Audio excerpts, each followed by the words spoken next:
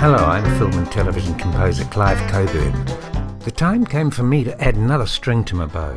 I'd been told that I was an okay public speaker, so maybe I could teach. I didn't mind performing in front of hundreds of people with a band, but I never would have thought I'd ever talk in front of people. But now, years later, I did. I'd be a teacher, and I reckon I'd be okay at it. Since school in Los Angeles, I began to think that I would teach one day, and now I do. I would make the material that I learned in Los Angeles available to my students and for a lot less money. My teaching would also have my lifetime experience as a professional composer-arranger. These were two huge points in my favour. The most important and memorable thing that Dick Grove did was teach, and that's his legacy, and perhaps I could make it mine. So I concentrated on writing my music course.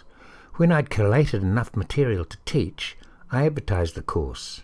Musical freedom was a phrase I used, and also getting over the wall that appears in front of a musician when they need to have more knowledge to take their music to the next step. The first time I ran the course live, I called it the writing musician, meaning that a person whose specialty is writing music rather than playing music is also a musician. To me it was a great name, but no one seemed to understand it, so I changed it a few years later. 8 trusting souls paid $1,500 to come and listen to me, for 2 hours per night, twice a week, for 10 weeks. I was quite nervous and had had no training to be a teacher. I had a whiteboard made with music staves on it and taught what I knew best, and what I thought would be most important for a composer-arranger to survive in the real world. It also needed to be enjoyable, as I didn't want my brand new students to leave. I finished the first night of teaching, and it went so well I treated myself to a pizza and a couple of wines at One Red Dog. When I got home I was so proud of myself I couldn't sleep in my nice little batch on the inlet in Parramatta. It didn't seem to worry my teacher Dick Grove when over half his class dropped out, but he was a harder man than I, and I suspect he may not have had much time for those who didn't work hard enough to keep up. Apart from just a few people, everyone completed my course. If anyone dropped out, I felt I'd failed someone who'd put their faith in me. Over the 5 semesters I ran, just 4 or 5 people stopped coming to the classes. One girl in my very first class just looked bewildered and disappeared. I wanted to run after her and say, "I will help you, you can do this," or anything to get her to stay. Ability is unique to the individual and impossible to teach, but may, with work, develop over a lifetime. One student had sold a successful printing business in Sydney to really give music a good shot this time. The trouble was he seemed to think from the outset that the course was going to be difficult, and I could see he was going to let it be so, even though he'd made such a sacrifice. No matter how encouraging I was, I could not get him to change his attitude. Each week he positioned himself behind someone else, so was not in my eye line, and I would be less likely to ask him a question.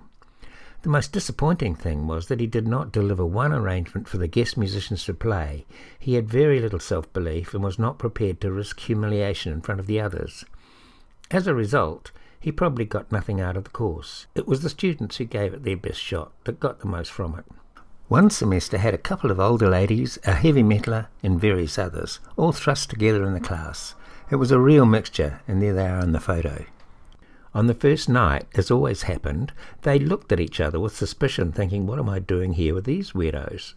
But after a few weeks, they were the best of friends and very supportive of each other's arrangements, which were played by session musicians and taken very seriously. Real music schools have whiteboards with lines like music manuscript paper. I had one made, but some New Zealand music schools have whiteboards that are blank. What were they going to write on them if not music? If teaching students how to read and write music is not part of the lessons, then is it really a music school? A senior teacher at one such school said to me while looking at some of my music notation, "This is a bit tarte for us, Clive," meaning it was a bit twee. My son Henry had worked with me enough to understand how necessary written notation is, especially when dealing with a lot of musicians and a lot of music. They need to know what notes they have to play. I told him what had been said, and he thought it was very funny. He was about to help me with a recording session with the Auckland Philharmonia Orchestra.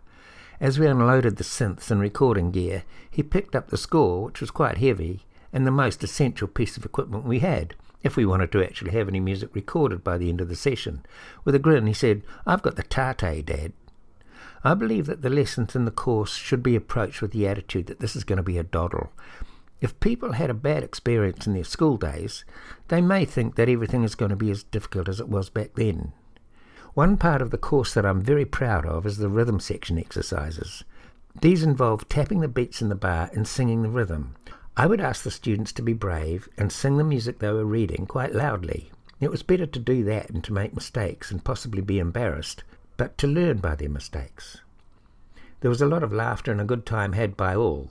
When the session musicians came to read a syncopated funky line, they could not do it as well as these students who had only begun to learn music a few weeks before. Self-belief and dreams can get you a long way, but as a musician there needs to be some sort of education so that the little room that you may be in can open up into a bigger room with hallways and more little rooms that are an ever-expanding part of your creative life. That's it from me. Thanks for listening.